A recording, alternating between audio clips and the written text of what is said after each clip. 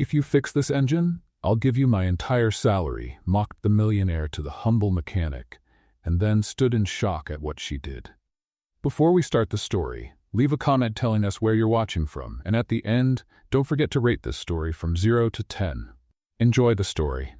Robert Mitchell walked into a mechanic shop for the 8th time, on the edge of losing his patience and his mind. The engine of his 1970s Chevelle SS, his personal treasure and the pride of the Mitchell family, had died right in front of Barnes & Sons Auto Repair, a garage tucked away on a side street in Brentwood, Tennessee. Robert looked at the place with disdain. "Is this where engines come to say goodbye?" he muttered to himself. The sign on the front was crooked, with some letters missing. Dust-covered tires were stacked outside. He sighed. This was all that was left. He walked to the shop entrance. At the back of the garage, he saw someone bent over the hood of an old truck. Dirty boots. Greasy jeans. A figure that looked just as old as the shop.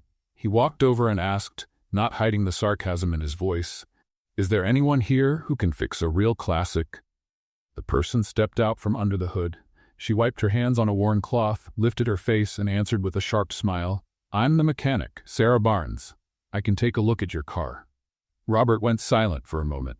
She was young, covered in grease, looked ordinary, and far too confident. He raised an eyebrow. "You?" She nodded. "That's right. Miss, with all due respect, I've taken this car to 7 specialty shops. No one could figure out what's wrong with the engine, not even the best engineers in Nashville."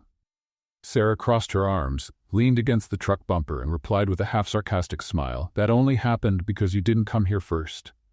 Her boldness almost made him laugh. Almost. "If you fix this engine, I'll give you my entire salary," he said with a mocking smile. Sarah smiled back, with even more sarcasm. "All right, but I want it in cash." Robert blinked. Her reply hit his pride like a slap. He expected a "just kidding" or a polite laugh, but she didn't even flinch. She just walked over to a rusty cabinet, pulled out an old toolbox with the name E. Barnes, handwritten on it, and walked up to the Chevelle like she was about to open a family secret. "Pop the hood?" she asked. Robert did it without thinking. Sarah studied the engine for a minute, like she was listening to something no one else could hear. She took a piece of hose, touched it to the engine block, and listened closely from the other end. Her expression was serious, but calm. Experienced despite her age. In less than 10 minutes, she removed 2 parts, made a manual adjustment to the ignition line, and cleaned the connectors with a short bristled brush. "Try it now," she said, stepping back. Robert climbed into the car, turned the key, and the Chevelle roared. Just like the old days. Deep, steady, clean. He shut off the engine, stepped out, and looked at Sarah like she had just done magic. "How did you?" he stammered. "It was just a reversed connection in the ignition system." "Your engine was asking for help," she said, shrugging. Robert tried to collect himself. "How much do I owe you?" Sarah didn't hesitate. "Your salary." He laughed, but the smile quickly faded. I was joking." She stepped forward and replied in a calm tone, but with piercing eyes, "My dad used to say a man's word is the word of a king, and a king doesn't go back on it. Are you a man, Mr. Mitchell?" He froze. "Tomorrow I'll bring the money." "I'll be here," she said, already turning back to the truck she had left open. Robert got in the Chevelle, started the engine, which now purred like a satisfied lion, and drove off without looking back. But inside the car, he bit his lower lip, defeated by the only mechanic who didn't try to impress him. She just did what no one else could, listened to the engine, and broke his pride along with it. Robert Mitchell spent the whole night crunching numbers. His monthly salary as chief engineer at Mitchell Automotive Industries wasn't small, $15,000 after taxes, enough to buy a brand new car, enough to make any Brentwood mechanic smile for a month. But it was also enough to bruise his pride. The next morning, he parked the Chevelle in front of Barnes & Sons Auto Repair at exactly 9 o'clock. The engine still purred perfectly. A constant reminder that a woman with dirty hands had done something the best Nashville experts couldn't. He stepped out of the car with a thick envelope in the inside pocket of his blazer. Cash, just like she asked. But Robert Mitchell wasn't a man who accepted defeat easily. Sarah was in the same spot as yesterday, bent over the engine of a faded blue Ford F-150. She wore the same grease-stained jeans, but today had a plaid shirt tied around her waist. Her hair was pulled back into a messy ponytail. Nothing glamorous, nothing remarkable, and yet she had outsmarted all his knowledge in 10 minutes. "Good morning, Miss Barnes," he said, trying to sound casual. She looked up without stepping out from under the hood. "Oh, you came back. I thought you'd forgotten our conversation." "A Mitchell never forgets a debt," he replied, pulling the envelope from his pocket. $15,000, just like I promised. Sarah wiped her hands on a rag and took the envelope. She opened it, counted quickly, and nodded. "Word of a king," she murmured, putting the money in a dusty drawer behind a stack of old manuals. Robert expected her to be impressed. He hoped for a thank you, or at least a smile. But Sarah simply went back to the F-150's engine, as if $15,000 were pocket change. That bothered him more than it should have.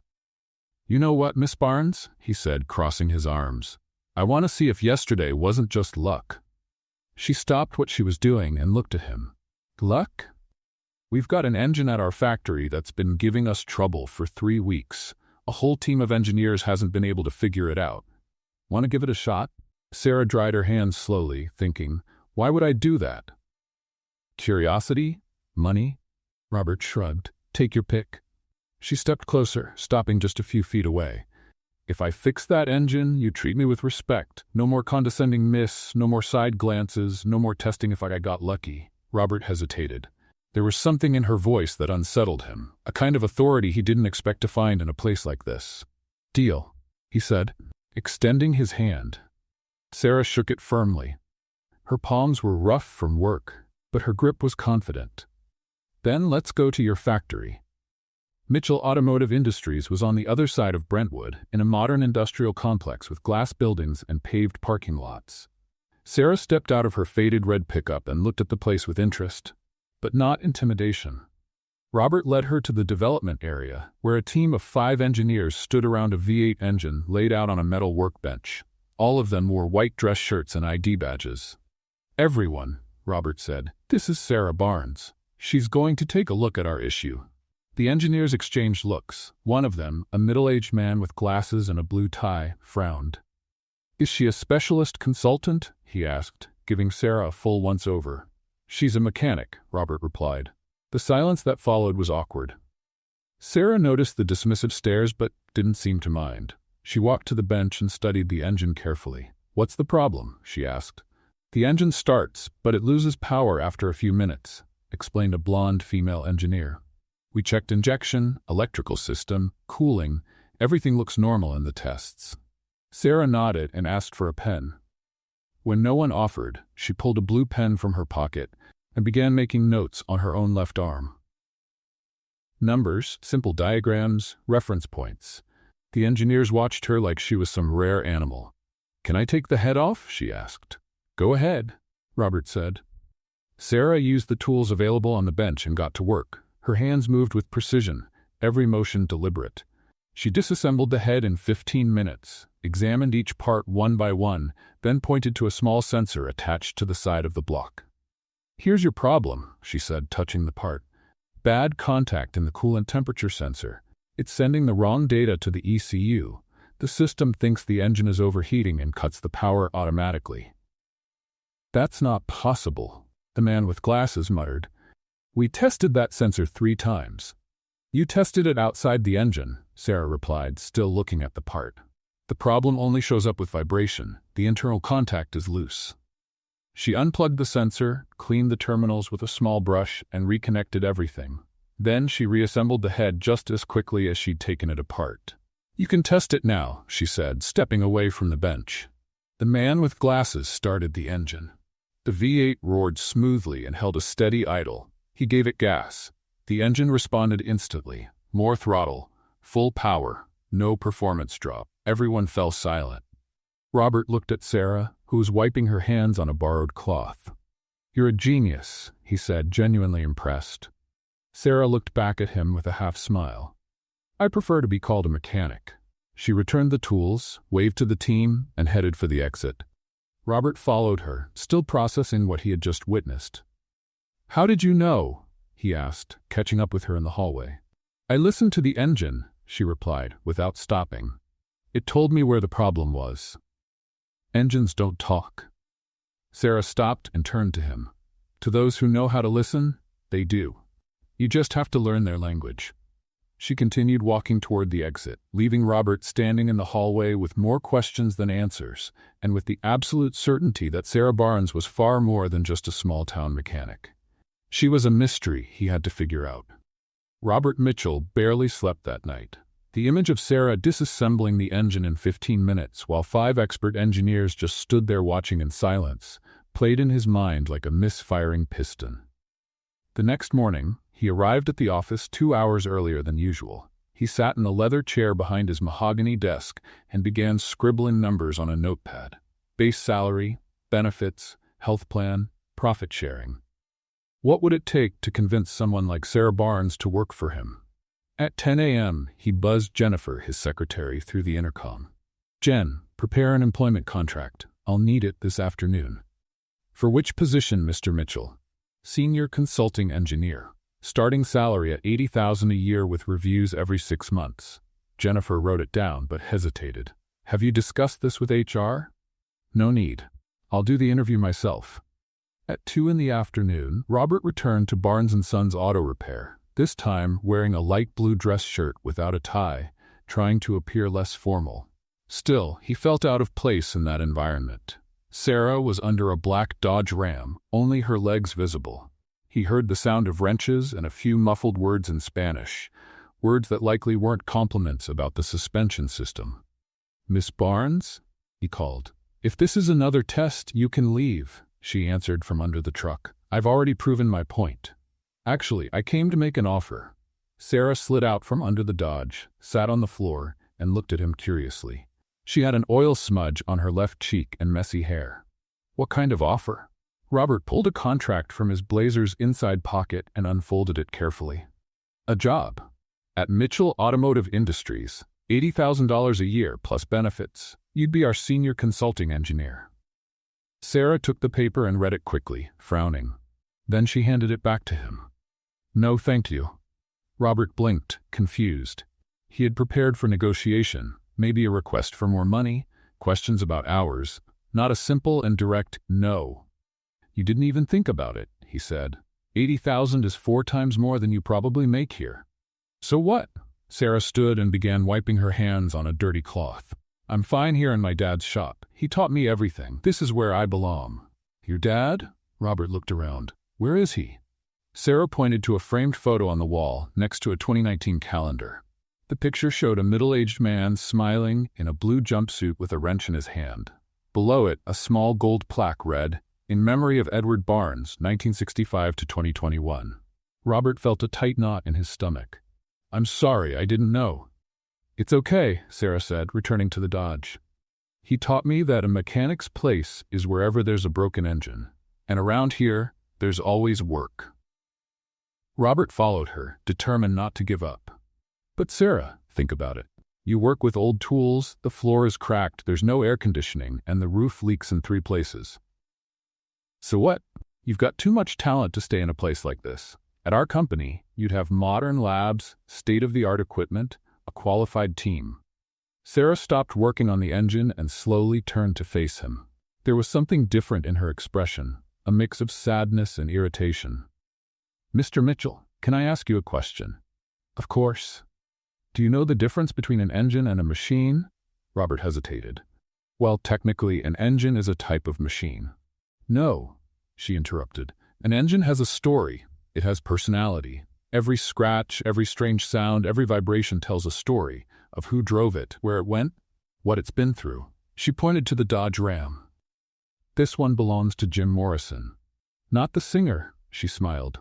"Jim, the guy who owns a cattle ranch on the other side of town. He bought this pickup in 2003 to drive his youngest daughter to school every day.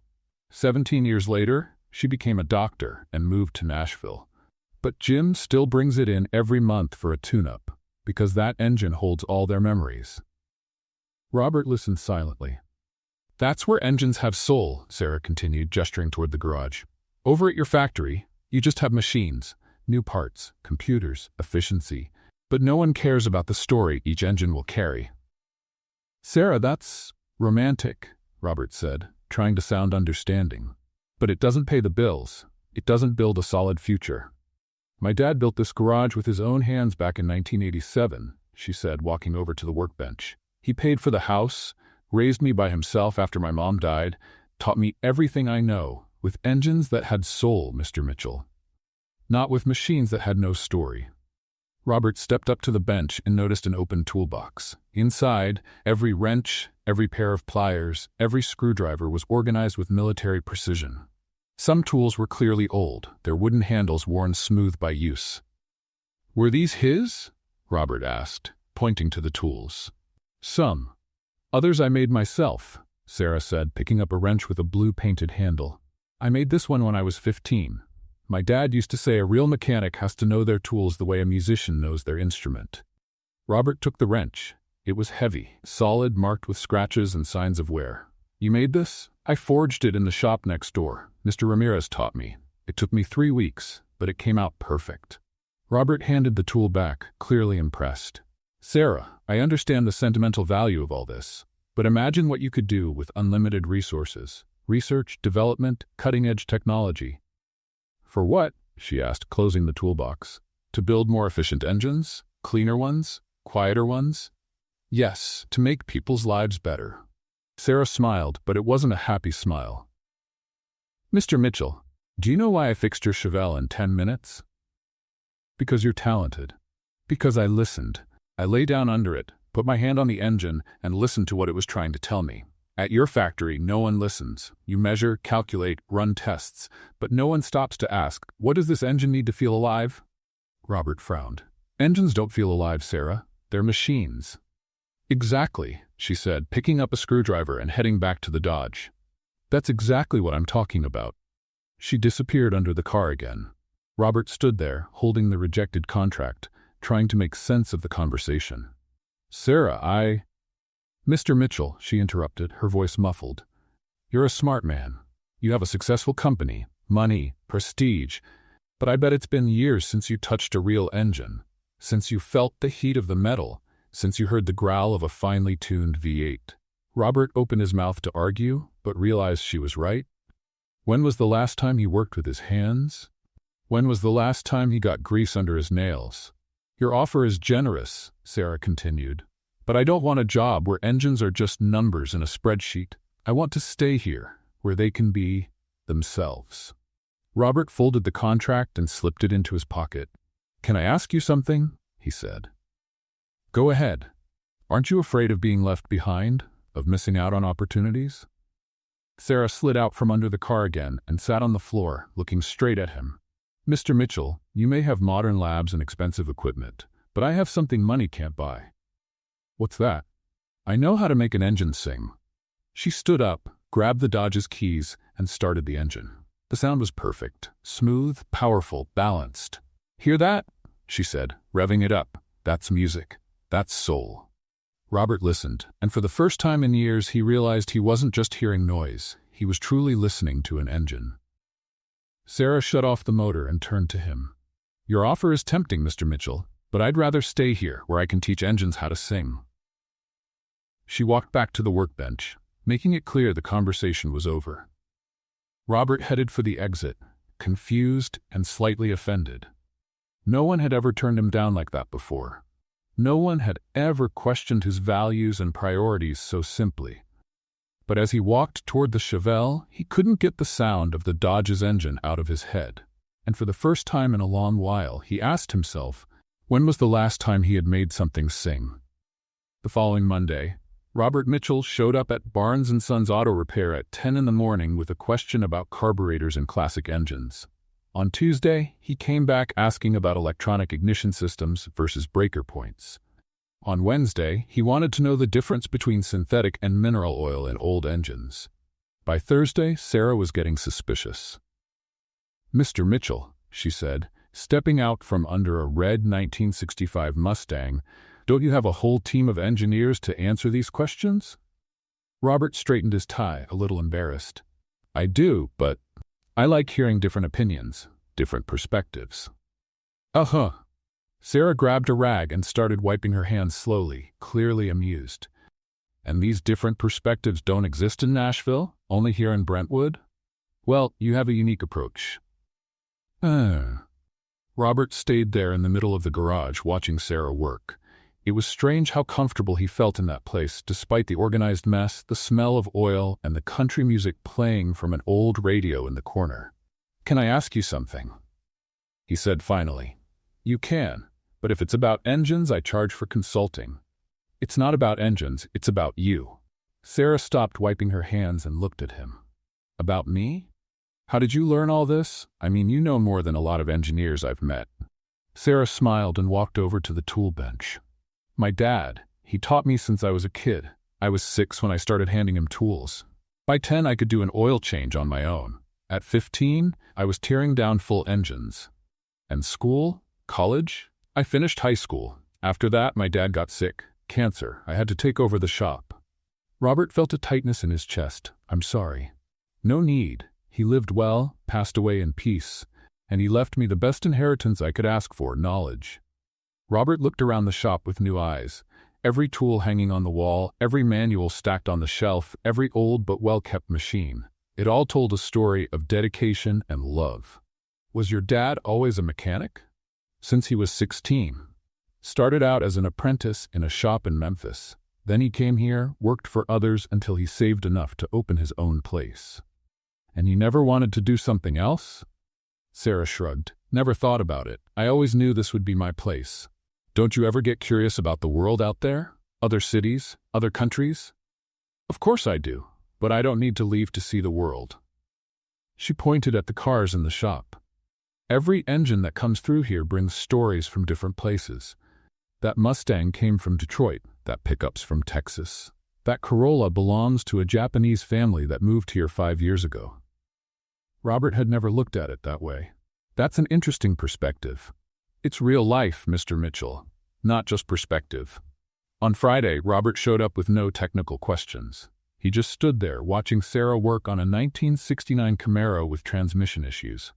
"Don't you have a company to run today?" she asked, not looking away from the car.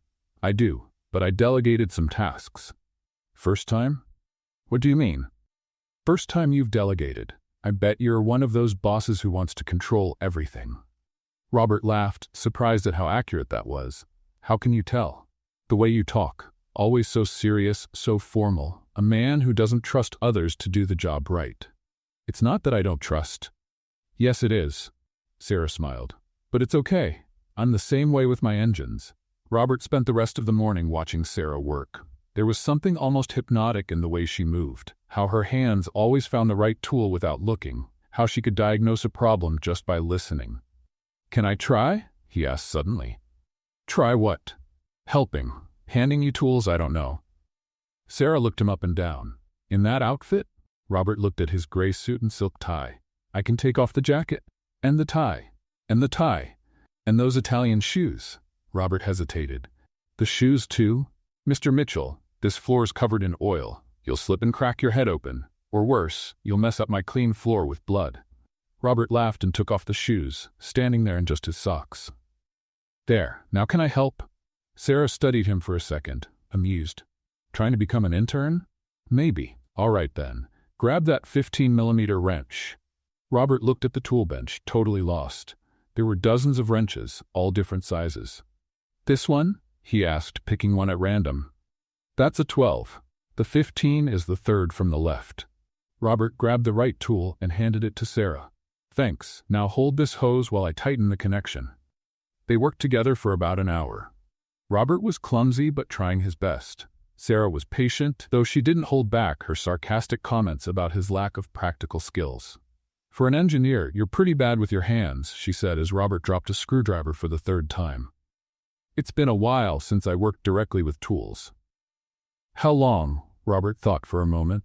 "About 15 years." 15 years? Sarah stopped what she was doing. "You haven't touched an engine in 15 years? I've had other responsibilities." "Like what?" "Management, strategic planning, meetings with investors. Important stuff." "It is important." "More important than this?" She pointed at the Camaro's engine. Robert didn't know how to answer. At that moment, a boy around 12 appeared at the entrance of the garage. He was thin, with messy brown hair and clothes that were clearly not new. He had a school backpack on and a big smile on his face. "Hi, Sarah," he called out, running toward them. "Hey, Chewy." Sarah opened her arms for a hug. "How was school?" "Boring. The math teacher gave us weekend homework. Tough life." The boy noticed Robert and frowned. "Who's this guy in a tie?" "This is Mr. Mitchell." "Mr. Mitchell, this is Chewy. He helps me here in the shop after school." Robert waved to the boy. "Hello, Chewy." "Hi." Chewy looked him over from head to toe. "Why aren't you wearing shoes?" "He was helping me," Sarah explained. "Helping?" Chewy laughed. "Men in suits don't know how to work on engines." "Chewy," Sarah scolded. "What? It's true. Suit guys only know how to talk. They don't know how to do stuff." Robert felt his face get hot, but he had to admit the boy had a point. "Do you live nearby, Chewy?" he asked, trying to change the subject. "I live at the Methodist Church orphanage. It's 3 blocks from here." "Oh. My parents died in a car crash when I was 8. I live there now." Robert didn't know what to say. The way the boy talked about his own tragedies so naturally left him speechless. "Chewy comes here every day after school," Sarah explained. "He's my official assistant." "Assistant?" Chewy stood taller, proud. "I'm a small engine specialist. Lawnmowers, chainsaws, stuff like that." "That's impressive," Robert said sincerely. "What do you do?" Chewy asked. "I'm an engineer. I own a company that makes engines." "Big engines?" "Yes, for new cars." "Oh," Chewy looked a bit disappointed. "New engines are boring. They don't have any personality." Robert glanced at Sarah, who was trying not to laugh. "Why do you say that?" "Because they're all the same," Chewy explained like it was obvious. "Old engines are different. Each one has its own way, its own mood. This Camaro here, for example, he likes to accelerate slowly. If you try too fast, he stalls." "How do you know that?" "Sarah taught me. She knows how to talk to engines." Robert spent the rest of the afternoon watching Sarah and Chewy work together. It was clear she had become a mother figure to the boy. She taught him with patience, corrected him gently, and protected him with fierce instinct. Sarah's a good cook too, sitting on a tall stool next to the workbench. She makes the best grilled cheese sandwich in Tennessee. "Chewy, stop telling Mr. Mitchell my life story," Sarah said, embarrassed. "Why? He seems nice. Kind of clumsy, but nice." Robert laughed. "Thanks, I think." "Sarah should date someone," Chewy went on, ignoring the death stare she gave him. "She works too much. She never goes out, never has fun." "Chewy, what? It's true, the last time you went out was 6 months ago for Mrs. Maria's birthday. That's none of Mr. Mitchell's business." "Of course it is," Chewy said, turning to Robert with a cheeky grin. "I bet the guy with the fancy car is in love with Sarah." Robert almost choked. What? No, Look how red he got," Chewy yelled, laughing. "I knew it." "Chewy, stop it," Sarah said, though she was laughing too. "The fancy car guy's in love, Sarah. That's why he comes here every day pretending he has questions." Robert's face burned. The boy's observation was embarrassingly accurate. I have to go," he stammered, grabbing his shoes quickly. "He's running away." Chewy shouted. "That proves it." Robert said goodbye quickly and practically ran to the Chevelle. As he drove back home, he couldn't stop thinking about Sarah's laugh and the boy's words. Was it really that obvious? Had Sarah noticed? And more importantly, what was he going to do about it? Because for the first time in years, Robert Mitchell had to admit that a 12-year-old orphan was absolutely right. He was in love. Robert Mitchell spent the weekend trying not to think about Sarah Barnes. He tried to focus on financial reports, production spreadsheets, anything that could keep him busy. But every time he started the Chevelle, the smooth sound of the engine reminded him of her hands adjusting the ignition, the confidence in her movements, the way she talked to engines like they were old friends. And Chewy's words kept echoing in his mind. The guy with the fancy car is in love. On Monday morning, he walked into his office determined to forget about Barnes Auto and focus on what really mattered: business. He had a meeting with investors at 10, a conference call with the development team at 2, and a stack of contracts waiting for his signature. But the moment he sat down and turned on his computer, his mind went back to Sarah saying his company only had machines, no engines with soul.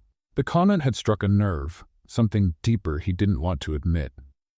At 9 in the morning, instead of reviewing the investor presentation, Robert found himself walking through the company hallways toward the basement archive.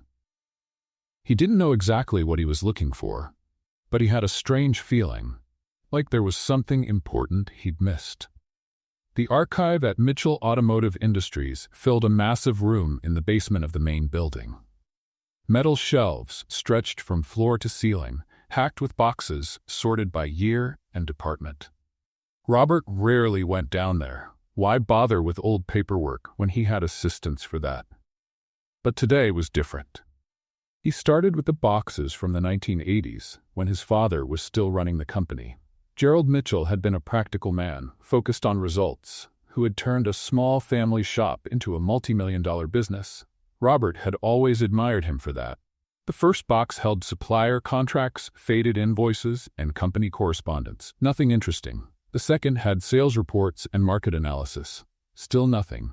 It was in the third box that he found it.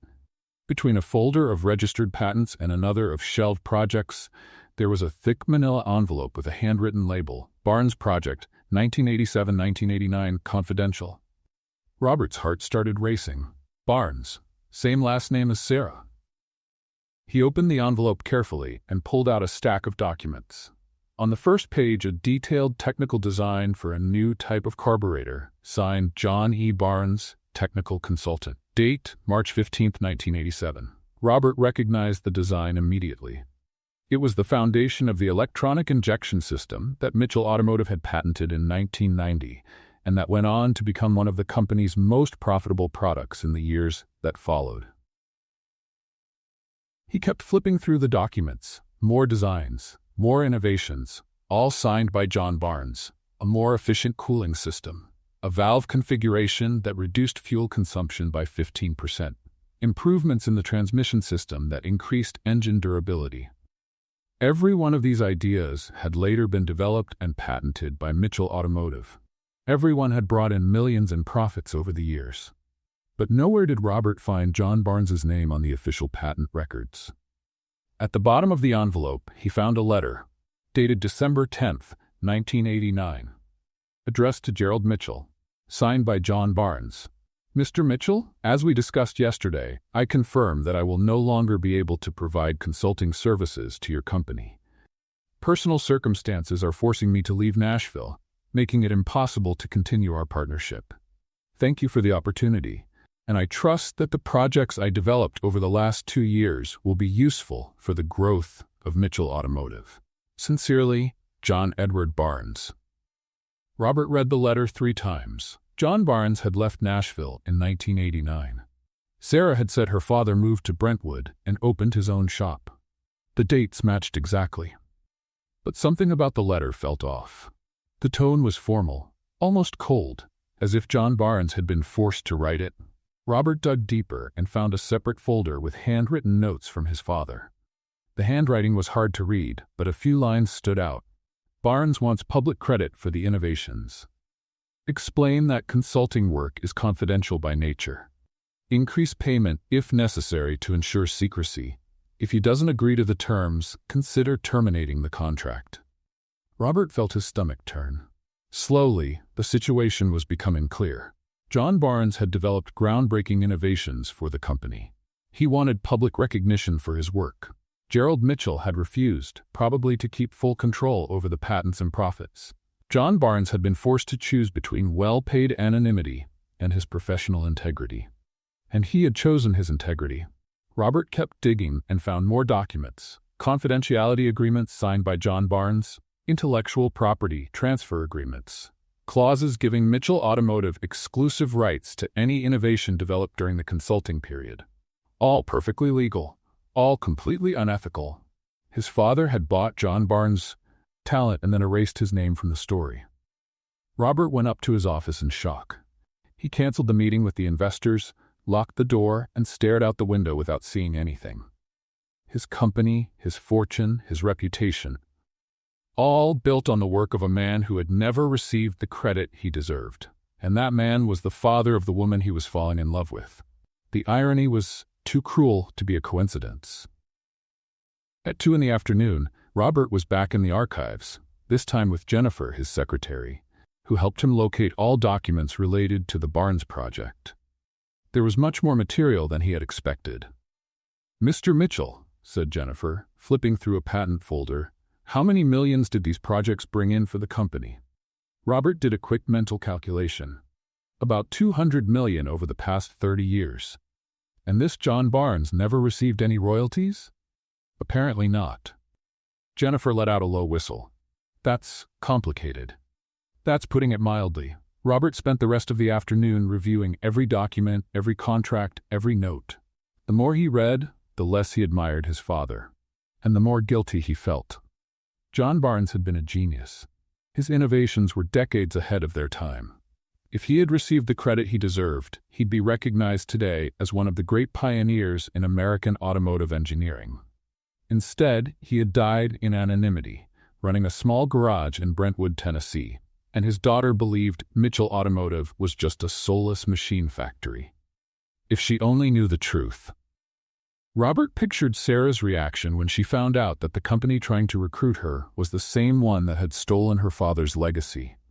The anger, the disappointment, the sense of betrayal. She would never forgive him.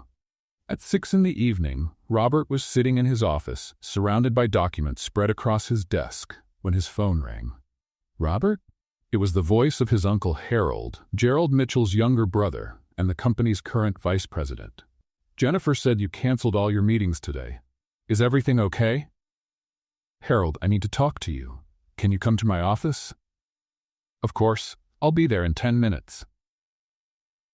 Harold Mitchell was a 60-year-old man, bald, with a neatly trimmed gray mustache and the same serious posture as Gerald. He had worked alongside his brother for over 40 years and knew all the company's secrets. "What are all these papers?" Harold asked, sitting in the chair across from Robert's desk. "Documents from the Barnes project, from 1987 to 1989. Harold's face tensed up immediately. "Why are you digging into that?" "Because I met John Barnes's daughter, and I found out that my father basically stole his work." Harold let out a deep sigh. "Robert, your father was a businessman. He did what was necessary to protect the company." "Protect the company?" "Uncle Harold, John Barnes developed innovations that earned us 200 million in profits, and he never got a dime in royalties. He was paid for his consulting services, which is nothing compared to what his work brought in for us." Harold stood and walked over to the window. "Robert, you don't understand how things worked in the 80s. The competition was brutal. If we had given Barnes public credit, other companies would have tried to hire him. We could have lost our competitive edge. So instead, we destroyed his career?" "We didn't destroy anything. He chose to walk away, after you refused to give him the credit he deserved." Harold returned to the chair, clearly uncomfortable. "Robert, that was more than 30 years ago. Why are you bringing this up now?" Robert picked up the photo of John Barnes he had found in the files. A middle-aged man, smiling, wearing a blue jumpsuit and holding a wrench. The same photo he had seen on the wall of Sarah's garage. "Because it's not fair, Uncle Harold, and because apparently I'm the only person in this company who cares about it." Harold looked at his nephew for a long moment. "You're in love with his daughter, aren't you?" Robert didn't answer, but his expression said it all. "Oh, Robert?" Harold shook his head. "That really complicates things." "It only complicates things because we did something wrong 30 years ago and never fixed it." "And what do you plan to do? Give John Barnes posthumous credit? Pay back royalties to his daughter? Publish an apology in the newspaper?" Robert hadn't thought of any specific solutions. He just knew he couldn't live with that weight on his conscience. "I don't know yet, but I have to do something." Harold got up to leave. "Be careful, Robert. Sometimes trying to fix past mistakes just creates bigger problems in the present." After Harold left, Robert sat alone in his office, staring at the photo of John Barnes. Behind the smile, he now saw the frustration of a talented man who never got the recognition he deserved. And behind his own reflection in the window, he saw a man who had just discovered his fortune was built on injustice. The question was, what was he going to do about it? And more importantly, would he be able to look Sarah in the eyes again, knowing what he knew? Robert picked up the phone and dialed the number for Barnes's garage. When Sarah answered, he almost hung up. "Hello? Sarah, this is Robert Mitchell." "Hi, Mr. Mitchell. Is there a problem with the Chevelle?" No, I need to talk to you. It's important. Go ahead. Not on the phone. Can I come by tomorrow? Sure, but if it's to offer me a job again. It's not that. It's about your father. Silence on the other end. My father? What about him? I'll explain tomorrow. Sarah, your father was an extraordinary man. I know that, Mr. Mitchell. No, you don't know everything.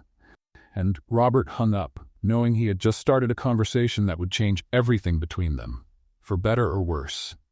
Robert Mitchell didn't sleep that night. He stayed awake until 3 a.m, sitting in his living room in Belmead, with a pile of documents on the coffee table and an impossible decision ahead. How could he tell Sarah that his company had taken credit for her father's work? How could he explain that the millions he inherited were partly the result of John Barnes's unrecognized talent?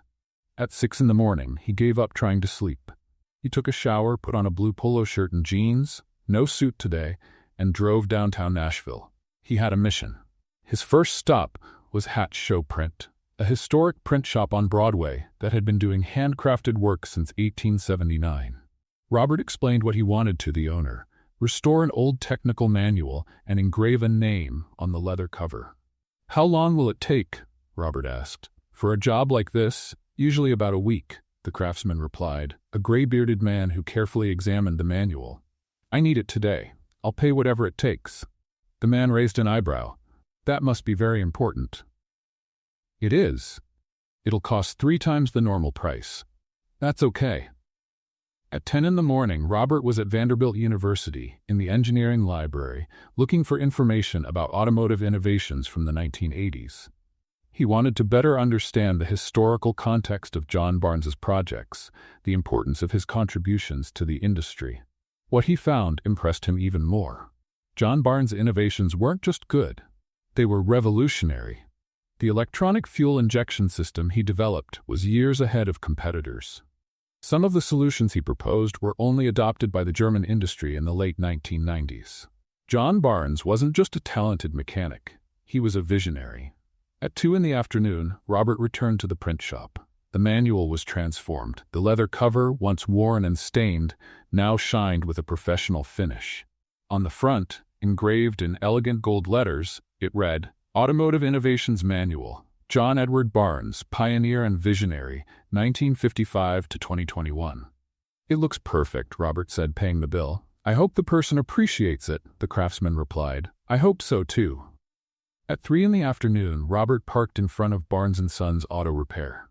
He took a deep breath, grabbed the manual wrapped in blue gift paper, and went inside the garage. Sarah was under a red Jeep Cherokee, only her legs visible. Chew sat on a stool beside her, handing her tools. Hi, Mr. Mitchell, Chew shouted when he saw him.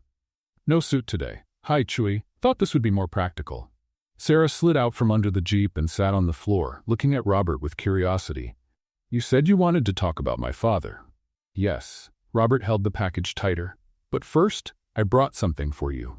Sarah frowned. A gift? Kind of. He held out the package. Sarah hesitated before taking it, looking a little unsure. She carefully opened the paper, and her eyes widened when she saw the restored manual. Where did you get this? I found it in my company's archives. I thought you might want to have it. Sarah opened the manual and flipped through the pages. They were detailed technical projects, complex diagrams, handwritten notes in her father's careful handwriting, things she had never seen before. I didn't know he did all this, she murmured, gently touching one of the pages. Sarah, your father was a genius. These innovations, they changed the automotive industry. She kept flipping, and Robert saw tears welling in her eyes. Why do you have this? She finally asked. Robert swallowed hard. It was time for the truth. Because my company, because my father. He stopped, searching for the right words. Sarah, your father worked as a consultant for Mitchell Automotive between 1987 and 1989. She looked at him, confused. A consultant? He developed several projects for us, innovations that became very profitable. And Robert felt sweat running down his back, and he never got the public credit he deserved.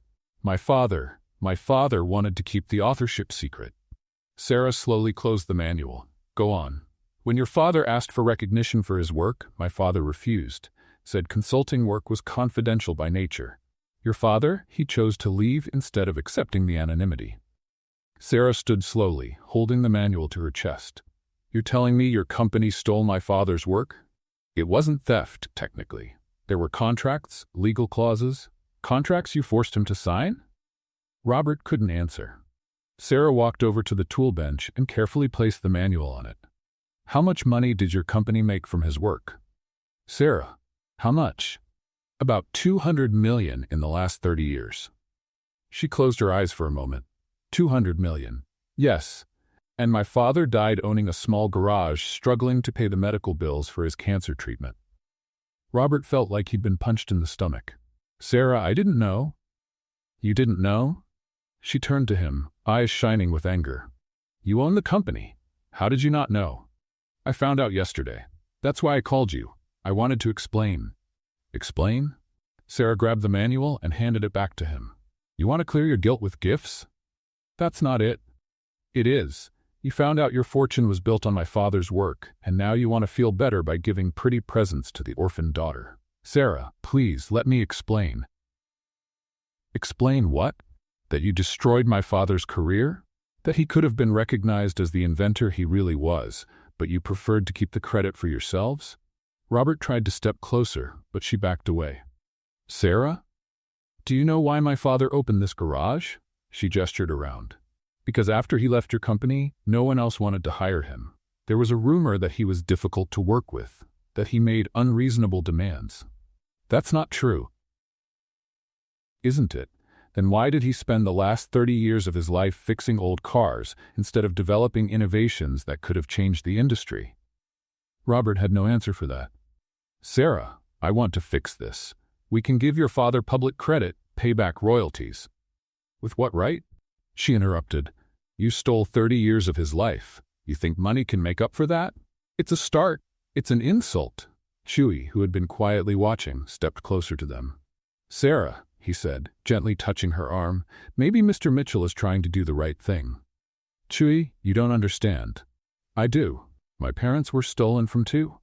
The man who hit their car was drunk, but he had an expensive lawyer. He was never arrested. He never paid me anything. Sarah looked at the boy, surprised. But you know what the difference is? Chewy continued.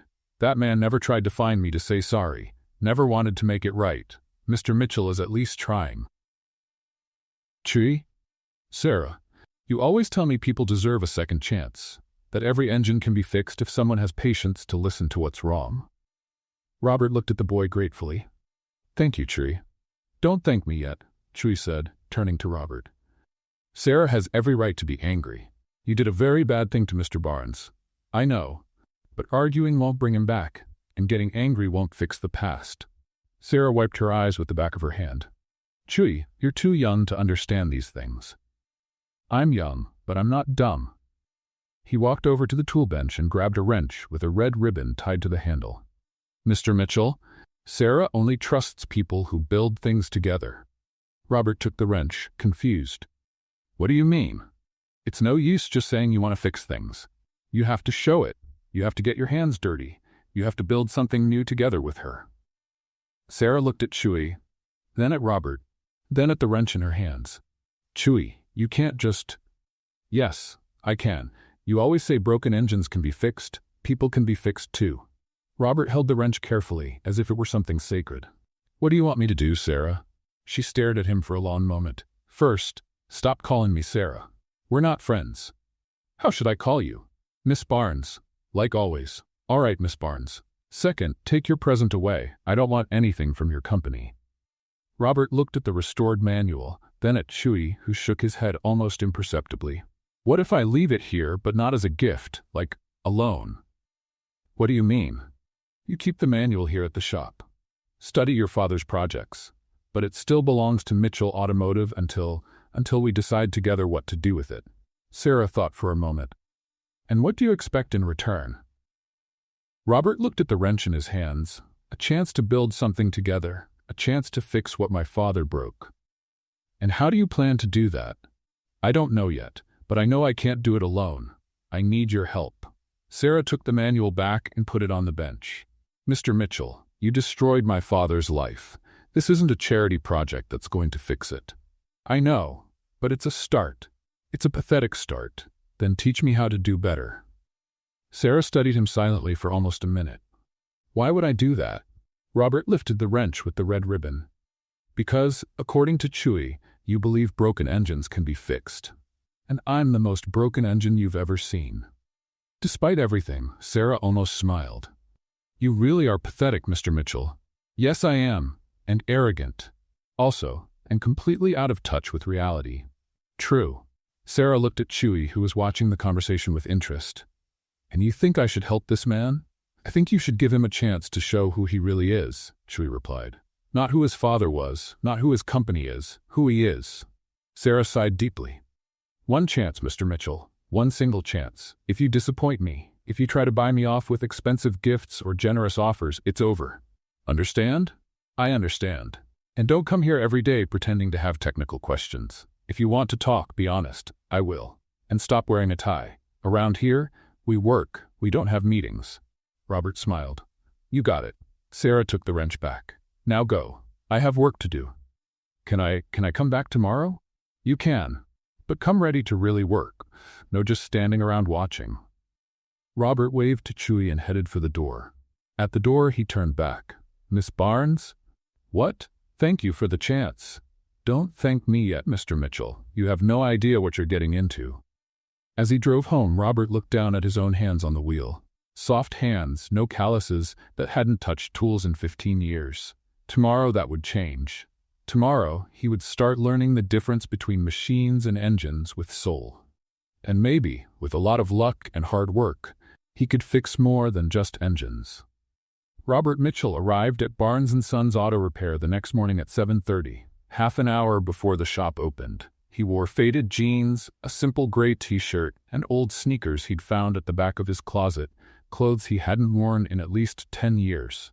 Sarah was already there, of course. She always arrived early. She was organizing tools at the main bench, with a steaming cup of coffee nearby. Good morning, Miss Barnes, he said, trying to sound casual. Mr. Mitchell? She looked him up and down. At least today, you don't look like you're headed to a business meeting. I thought this would be more appropriate. It's a start. Sarah finished organizing the tools and turned to him. Before we start anything, I need to know one thing. When was the last time you really worked with your hands? And I'm not talking about tightening a few screws for 5 minutes to impress visitors at the factory. Robert thought for a moment. Probably in college. I had a practical engines class in my second year. How long ago was that? 15 years. Sarah shook her head. 15 years. Mr. Mitchell, you've been running an engine company for a decade and haven't worked with an engine in 15 years? I have other responsibilities. Of course you do.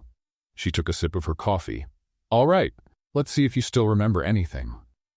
Sarah walked over to a corner of the shop where several engine parts were spread out on a blue tarp. Pistons, valves, crankshafts, cylinder heads, all clean and organized but clearly taken apart. This was the engine from a 1965 Mustang that came in last month, she explained. The owner gave up on fixing it because he thought it would be too expensive. I bought the parts. Robert bent down to examine the components. It's in good shape. For someone who hasn't touched an engine in 15 years, you sound pretty confident. Theory, remember? Oh, right. Theory. Sarah smiled in a way that wasn't exactly friendly. Let's see your theory in practice. We're going to rebuild this engine. Together. Really? Mr. Mitchell, you said you wanted to build something with me. This is your test. If we can get this engine running, maybe you'll prove you really want to fix things between your family and mine. Robert looked at the parts on the floor. There were a lot of components, lots of screws, lots of chances to mess up. What if I break something? Then you find out if you really have enough money to pay for the damage. Just then, Chewie came back from school carrying his backpack. Hi, Sarah. Hi, Mr. Mitchell. He shouted, running up to them. Are you going to build an engine? We're going to try, Sarah replied. Can I help? You have school, but I can come here at lunch and after classes. You can, but now, go study. Chewie ran off, clearly excited at the idea of watching Robert struggle with tools. Sarah grabbed a technical manual and put it on a makeshift table made from a box. First, let's review the theory. Show me you at least remember how an engine works. Robert studied the diagram in the manual and began explaining the four-stroke cycle: intake, compression, combustion, exhaust. Sarah listened quietly, occasionally asking more detailed technical questions. "Your theory is correct," she said finally. "Now let's see if your hands can keep up with your head." They started with the engine block. Sarah showed Robert how to check if the surfaces were clean and level, how to apply sealant on the gaskets, how to place the parts in the right order. Robert tried to follow the instructions, but his hands didn't cooperate. He dropped screws, put too much sealant in some places and too little in others, and took 3 tries to fit a simple head gasket correctly. "You're nervous," Sarah noted. "A little." "Why? It's just an engine." "It's just been a long time, and you're watching every move I make." "Mr. Mitchell, if you can't work with someone watching, you'll never work with me." Robert took a deep breath and tried to focus. Slowly his movements became more coordinated, not skilled but at least functional. When they got to the pistons, Robert finally got one fitted right on the first try.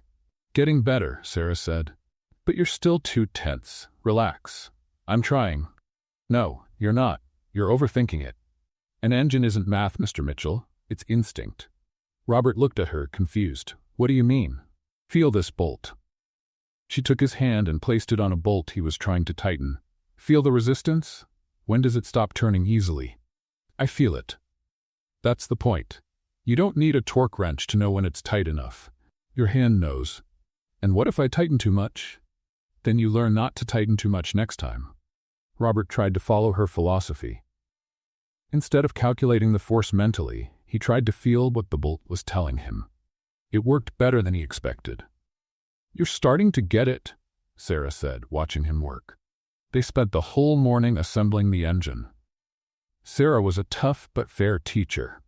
She corrected Robert's mistakes without embarrassing him, but didn't accept sloppy work either. "Again," she said when Robert tried to install a valve without checking if the surface was completely clean. "But it's almost clean." "Almost doesn't count." Again. Robert removed the valve, cleaned everything again, and reinstalled it. This time it was perfect. "Better," Sarah said. At lunchtime, Chewie showed up as promised, bringing sandwiches for all 3 of them. "How's it going?" he asked, sitting on the floor beside them. "Your friend here knows theory but has office hands," Sarah said, biting into her sandwich. Robert laughed. "Thanks for the encouragement." "It's true," Sarah insisted, but she was smiling. "You think too much. You want to calculate everything. Engines don't work like that." "How do they work then?" "You talk to them, listen to what they need, feel where the problem is." "Engines don't talk, Miss Barnes." "They do. You just haven't learned their language yet." Chewie laughed. "Sarah's right. I've seen her talk to engines. Sometimes they answer." "That's not crazy," Sarah said seriously. "It's experience. When you work with engines for 20 years, you learn to recognize every sound, every vibration, every sign they give." Robert looked at her hands, stained with grease, with small cuts and calluses from years of work. "You like this, don't you?" "Manual work. I like the feeling of fixing something that was broken, giving new life to something everyone thought was junk." "Is it satisfying?" "More than any corporate meeting you've ever had, I bet." Robert couldn't disagree. In the afternoon, when Chewie got back from school, they were finishing up the assembly. The engine was almost done, just a few final adjustments and the electrical systems to connect. "Can I start it?" Robert asked. "Not yet. First we have to check everything." Twice, Sarah guided him through a careful inspection. They checked all the bolts were tightened correctly, all connections were secure, and all fluids were at the right levels. "Now you can try," she said finally. Robert turned the ignition key. The engine coughed once, made a strange noise, and died. "What was that?" he asked, worried. "Calm down. The first try rarely works." Sarah opened the hood and checked some connections. "Here, this hose was loose." On the second try, the engine started. It wasn't a perfect roar, but it was running. "We did it!" Chewie shouted, jumping for joy. Robert smiled, surprisingly moved. It was just an old engine, but it was something he built with his own hands, for the first time in 15 years. "How do you feel?" Sarah asked. "Good. Really good, actually." "Different from signing contracts?" "Completely different." Sarah turned off the engine and closed the hood. "Mr. Mitchell, we still have a lot of work ahead. This engine runs, but it's not perfect. It'll need adjustments and improvements. Like our situation. Exactly. She looked him straight in the eye. Today you proved you can get your hands dirty. You can listen to instructions and follow directions. That's a start.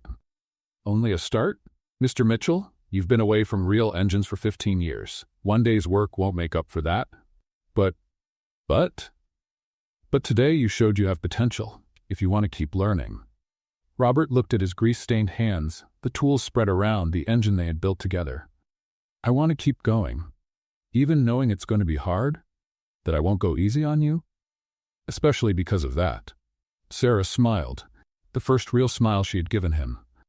Then we'll be back tomorrow. We'll tune this engine until it sings. And after that? Then we'll see if you really learned anything about engines with soul. As they cleaned the tools, Chewie came up to Robert.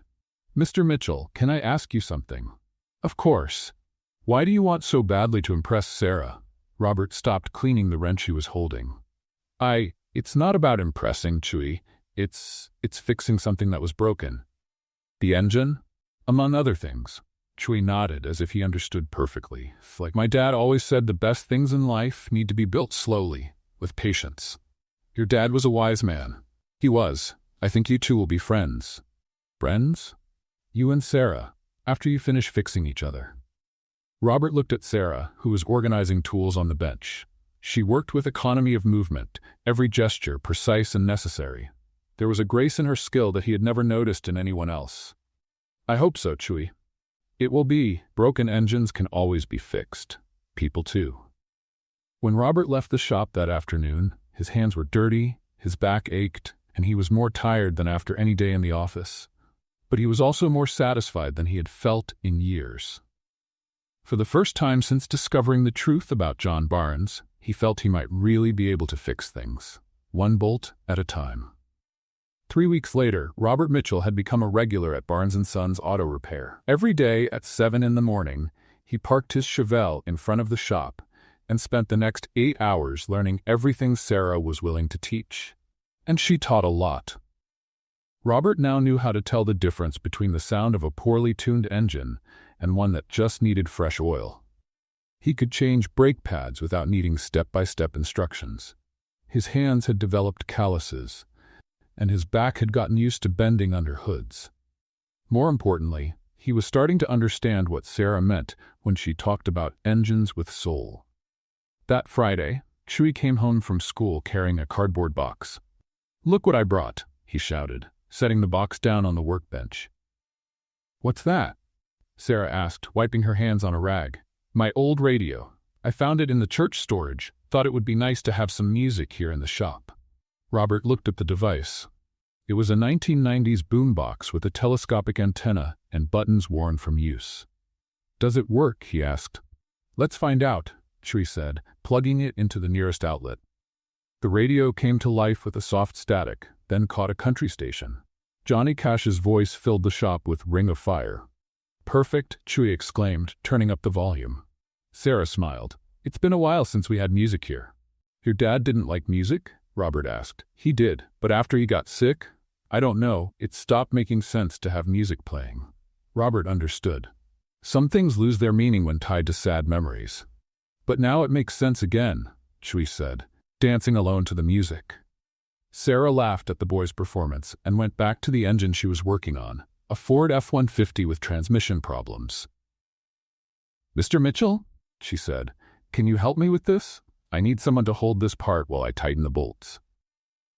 Robert stepped forward and held the part in place. They worked in perfect sync, Sarah guiding and Robert following her instructions. The country music created a relaxed atmosphere Robert had never experienced in a work setting before. "You know," he said, watching Sarah work, "I never thought work could be fun." Fun? Relaxing. Satisfying. I don't know, different. Sarah stopped what she was doing and looked at him. "Mr. Mitchell, what was your work like before?" "Meetings. Lots of meetings. Report analysis, budget approvals, investor conferences." "Sounds boring." "It was, but I thought it was important." "And now?" Robert thought for a moment. "Now I realize there's a difference between important work and work that makes sense." Sarah smiled and went back to the transmission. They worked in silence for a few minutes, listening to the music and occasionally laughing at Tree's comments. He had named himself the shop's official DJ. That's when Robert noticed the shop's sign. The sign on the front of the building was faded, with some letters peeling. Barnes & Sons Auto Repair was still readable, but barely. That sign needs a new paint job, he said. Sarah followed his gaze. I know. It's been on my to-do list for about 2 years. Why haven't you done it yet? Time, money, priorities. Robert studied the sign more closely. The structure was solid, it just needed fresh paint. I can paint it for you. Mr. Mitchell, you know how to paint? Can't be too different from assembling an engine, right? Instruction, patience, attention to detail. Sarah laughed. Painting is very different from mechanics. Then you teach me. I don't know how to paint signs. Then we learn together. Chewy, who had been listening, shouted from across the shop, I know how to paint. My art teacher showed me. Chewy, a shop sign is different from school drawings, Sarah said. But it's just paint and brush, right? And I have a steady hand. Robert looked at Sarah. How about we try it on Saturday? I'll buy the paint. You and Chewy provide the artistic skills. Sarah hesitated. Mr. Mitchell, you don't have to keep spending money here. It's not spending, it's investing. Investing in what? Robert felt his face warm. In doing things right? Sarah studied him for a moment. Okay, Saturday we paint the sign. On Saturday morning, Robert arrived at the shop carrying cans of paint, brushes, rollers, and everything else the hardware store clerk had recommended. You bought enough paint to cover the whole shop, Sarah observed, looking at the amount of supplies. I'd rather have too much than too little. Chewy was already there, wearing an old t-shirt and with his hands covered in blue paint. I already started, he shouted, showing a wooden board where he had painted Barnes & Sons in crooked but enthusiastic letters. Chewy, that's not the shop sign, Sarah said. I know, I'm practicing. Robert laughed at the boy's dedication and began preparing the real sign for painting. Sarah helped him sand the surface and apply primer. You really don't know how to paint, she said, watching Robert struggle with the brush. I'm learning. You're making a mess. That's part of the learning process. Sarah grabbed another brush and started painting next to him. Her movements were much steadier, even though she had no experience with signs. How do you make this look so easy? Robert asked. Same as with engines, patience and instinct. They worked side by side all morning. Chewy acted as the official assistant, handing brushes, mixing colors, and giving artistic suggestions that weren't always practical. What if we make the letters green? He suggested. Why green? Sarah asked. I don't know. Green's nice. We'll stick with blue, Robert said. It matches the rest of the shop. As the sign took shape, Robert felt the same satisfaction he had when putting together the engine weeks before. There was something deeply rewarding about making something real with your own hands. This is looking good, Sarah said, stepping back to see their work. Really? Really? For someone who's never painted a sign before, you're doing well. Robert smiled, proud of the compliment. They finished painting late that afternoon. The sign looked much better than Robert expected. The letters were even, the color was bright, and the final result looked professional.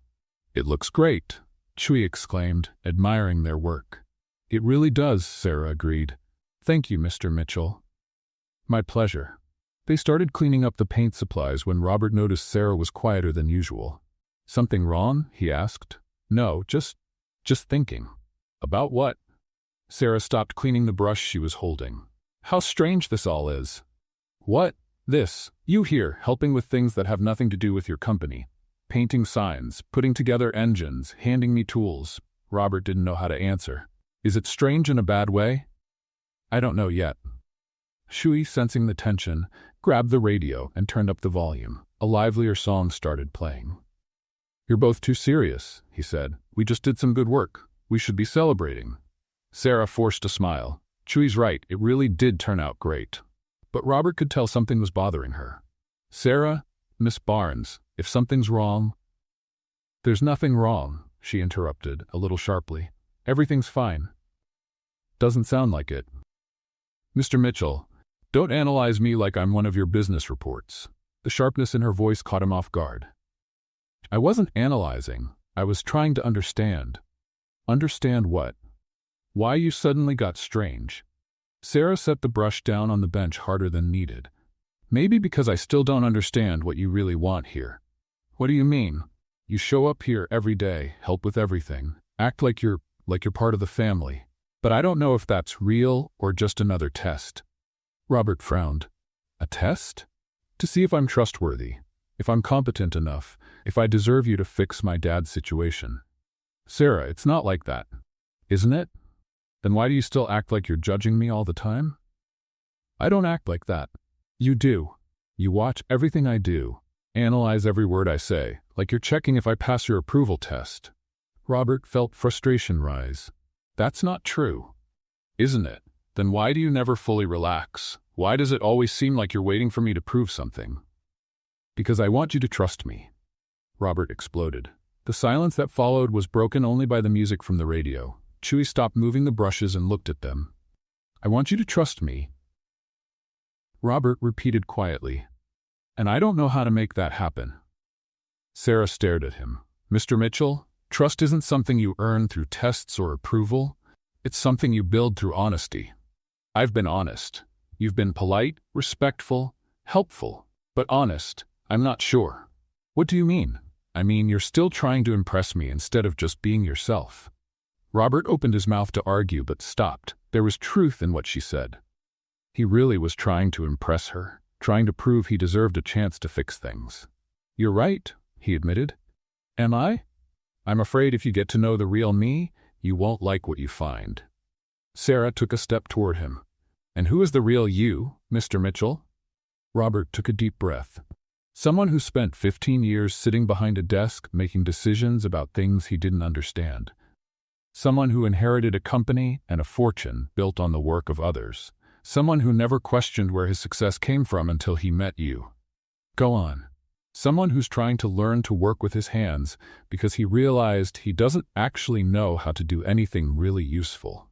Someone who's in love with a woman who has every reason in the world to hate me. The air in the shop got heavy. Chewie stopped moving completely and was watching the conversation with wide eyes.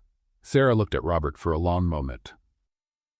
Do you really think I should hate you? I think it would be fair. And you think you're in love with me? Robert felt his face burn. I think, yes. Sarah took another step toward him. Mr. Mitchell, you're really an idiot. I know. No, you don't. She reached out and grabbed the collar of his shirt. If you did, you'd understand I don't want you to try to impress me. What do you want? I want you to stop acting like you're asking permission to exist. Sarah? I want you to understand that maybe, just maybe, I'm also interested in finding out who you really are underneath all that guilt and paranoia. Robert looked into her eyes and saw something he hadn't noticed before. Interest, curiosity, and maybe something more. Sarah, She didn't let him finish. She pulled him by the collar and kissed him. It was a passionate kiss, full of frustration and held-back desire. Robert froze for a second, then responded, wrapping his arms around her. When they pulled apart, both were breathless. Wow, Chewie murmured from across the shop. That wasn't in the plan. Sarah looked at Robert, her eyes shining. Mr. Mitchell? Yes? Stop calling me Sarah when we're alone. What should I call you? By my name. Sarah. Better. And stop acting like you're testing me.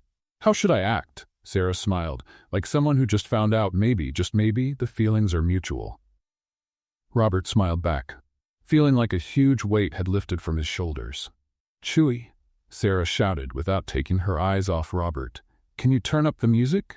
I think we'll need a soundtrack for what's coming next. Chewie ran to the radio, grinning from ear to ear. Finally, he shouted. I knew you two would work it out. And as country music filled the shop, Robert Mitchell finally understood what Sarah meant about things that have a soul. Some things can't be analyzed or tested. They can only be felt. 2 weeks after the kiss, Robert arrived at the shop carrying a leather folder under his arm and a nervous smile on his face. Sarah was adjusting the suspension on a Jeep Wrangler, completely focused on her work. Good morning, Sarah, he said, setting the folder on the bench. Good morning. She looked at the folder suspiciously. What's that? A proposal, something I've been thinking about for the past few weeks. Sarah stopped what she was doing and wiped her hands on a cloth. What kind of proposal? Robert took a deep breath.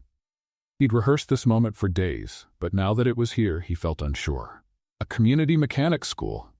For people like Chewy, who want to learn but can't afford expensive courses. Sarah raised an eyebrow. And why are you telling me this? Because I want it to be ours, our school. He opened the folder and took out a stack of organized documents. Architectural plans, detailed budgets, curriculum proposals, all printed on professional letterhead. Look at this, Sarah said, flipping through the papers. You really thought of everything, didn't you? I did. We can use the land next to the shop. Mr. Henderson has wanted to sell for years. We'll build a modern shop school with new equipment, but keep the spirit of Barnes & Sons. Sarah kept reading, but her expression grew darker. And the name? She asked. Barnes Motors Community Mechanics School. Barnes Motors. In honor of your father and you. Sarah reached the last page of the documents and stopped. There it was, the partnership contract. She read it once, then again, frowning. Robert, there's a mistake here. Where? Here in the contract. It says I'm co-founder and you're an investor partner. That's not a mistake. What do you mean it's not a mistake? You're paying for everything. You had the idea. Robert stepped closer to her. Sarah, the idea only came because I met you, because I learned there's a difference between teaching theory and teaching passion for the work. You'd be the technical director. I'd just be the funder. Robert, look at this. He pointed to a specific clause. 50% of the profits will go to a scholarship fund for underprivileged kids, like Chewy. Sarah looked at him in disbelief. Are you serious? Completely serious. Just then, Chewy came home from school, carrying his backpack and a big smile. Hi, everyone. What are you? He stopped when he saw the document spread out. What's all this? Crazy, Sarah muttered. Opportunity, Robert corrected. Chewy came closer and looked at the architectural plans. Is this a school? A mechanics school, Robert explained, to teach people who want to learn but can't afford expensive courses. Chewy's eyes lit up. Really? Could I study there? You'd be one of the first students, Robert said. Sarah shook her head. Robert, this is very generous, but I don't understand why you want to do this. Robert sat on a nearby stool. Because your father should have been recognized as the genius he was. Because kids like Chewy deserve the same chances I had. And because I want to build something that makes sense. And you think I'd be a good technical director? I think you'd be the best technical director possible. Sarah looked at the contract again, then at Chewy, who was studying the plans with fascination. There's one condition, she finally said. What? If I agree, you're going to get your hands greasy every day. No sitting in an office managing stuff. You'll teach, guide, work directly with the students. Robert smiled. I can live with that. And one more thing. Chewy will be our first student advisor. If he says something isn't working, we change it. Deal.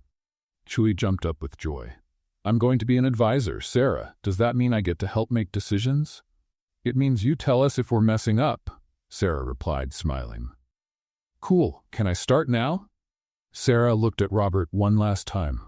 Are you sure about this? It's a lot of money, a lot of work, a lot of risk. Sarah, for the first time in my life, I'm absolutely sure about something. She picked up a pen from the bench. Then, let's make history. And she signed the contract, making official the partnership that would change their lives forever.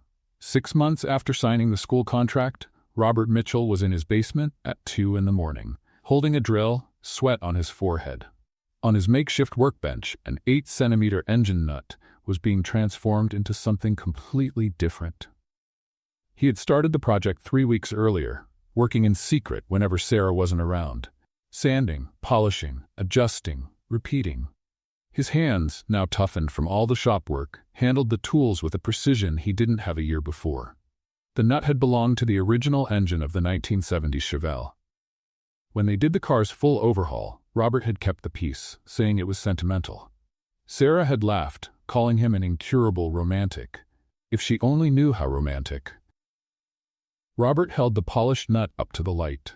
The metal shone like silver, every surface perfectly smooth. In the center, where the bolt hole used to be, he had set a small diamond that had belonged to his mother's engagement ring. It wasn't conventional, definitely not traditional, but it was perfect for Sarah. The next morning, Robert arrived at the shop carrying a polished wooden box. Sarah was checking on the school's construction progress outside, watching workers install the last windows. "It's looking beautiful," she said without taking her eyes off the building. "Just like the technical director," Robert replied. Sarah laughed. "Very sweet, Mr. Mitchell." "Sarah, I need to talk to you about something." "Go ahead." "Not here. Inside." She followed him into the shop, curious about the serious tone in his voice. Chewie was at school, so they had privacy. "What is it?" she asked. "You seem different." Robert carefully set the box on the bench. "Remember your dad's toolbox, the one you showed me on the first day?" "Of course, the E. Barnes. Why?" "You said it was broken. The latch didn't work anymore." "That's right. I couldn't open it properly." Robert turned the box toward her. It was the same box, but fully restored. The metal gleamed, the latch worked perfectly, and the name E. Barnes had been re-engraved in deeper letters. "Robert, how did you?" "I borrowed it 2 weeks ago, when you went out to buy parts." Sarah ran her hands over the box's surface, touched. "It's perfect, exactly like it was when my dad bought it." "Open it." Sarah flipped the latch. The box opened gently, revealing a blue velvet lining inside. In the center, where the tools usually were, sat a small white satin cushion, and on the cushion, the ring. Sarah stayed silent for a long moment, looking at the polished nut that shone like a precious jewel.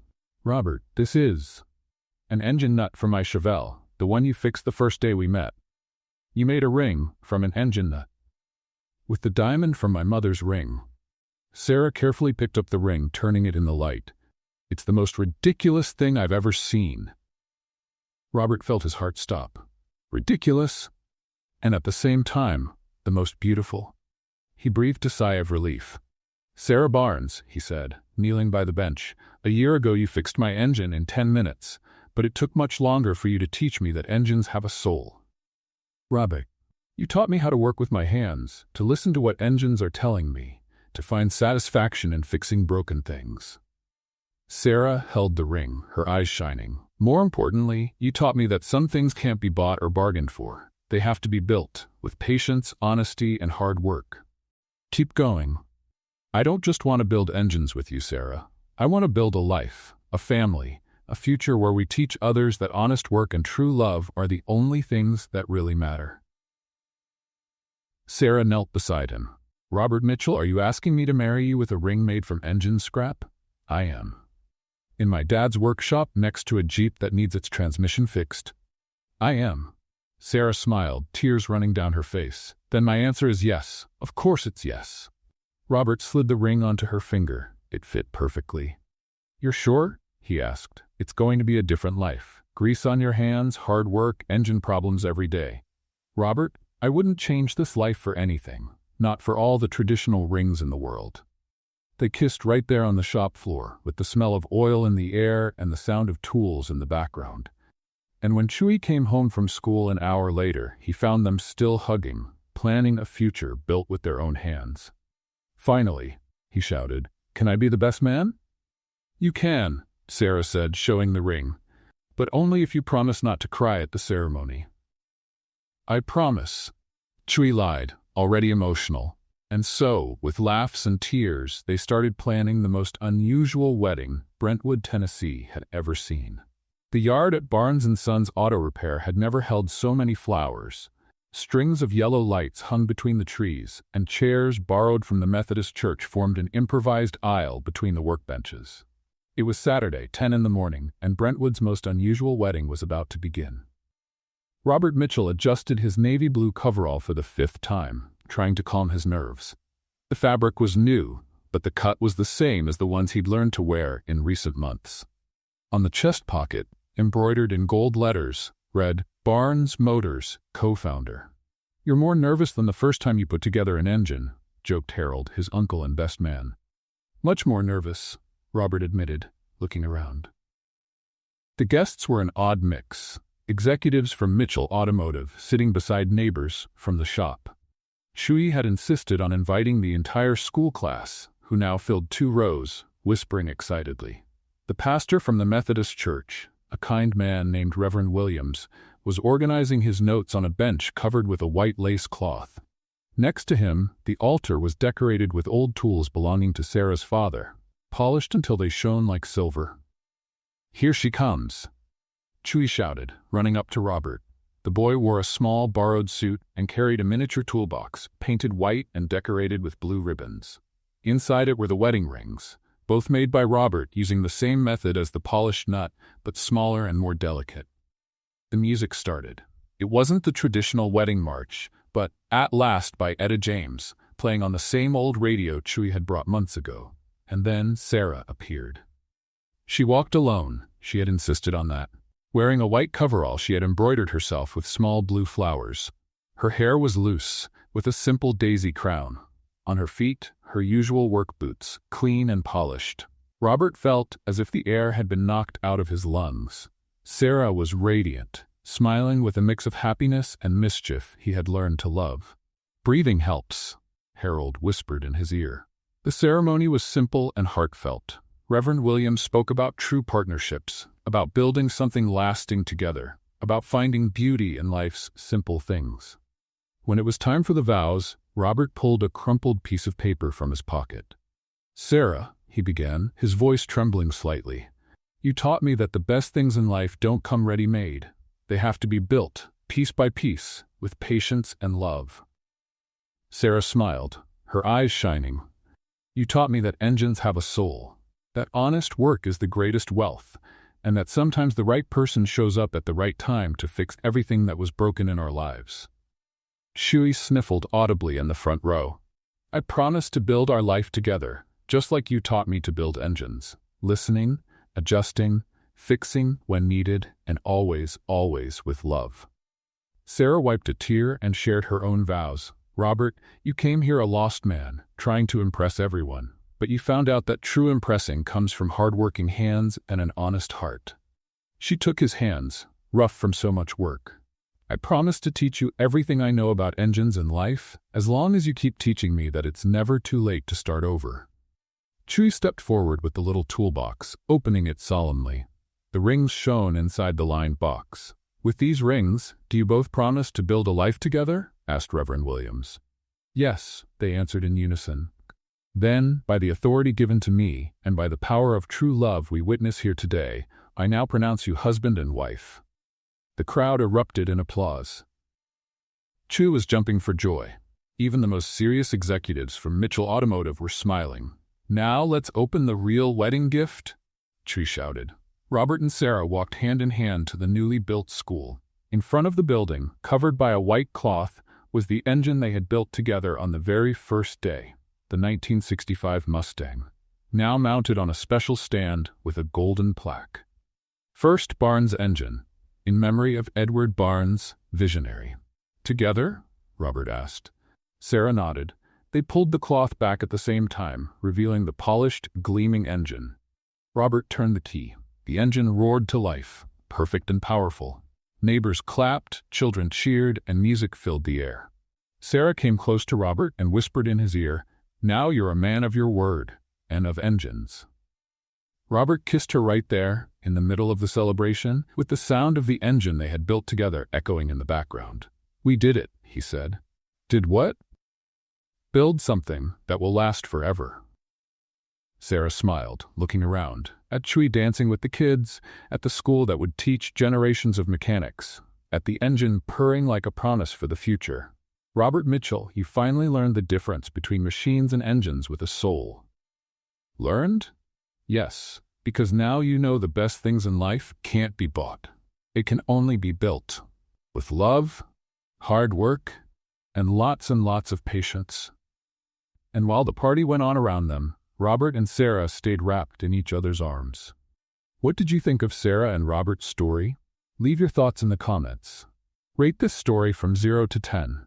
Subscribe to the channel and hit the bell to follow all our stories, and check out more emotional stories by clicking here on the end screen.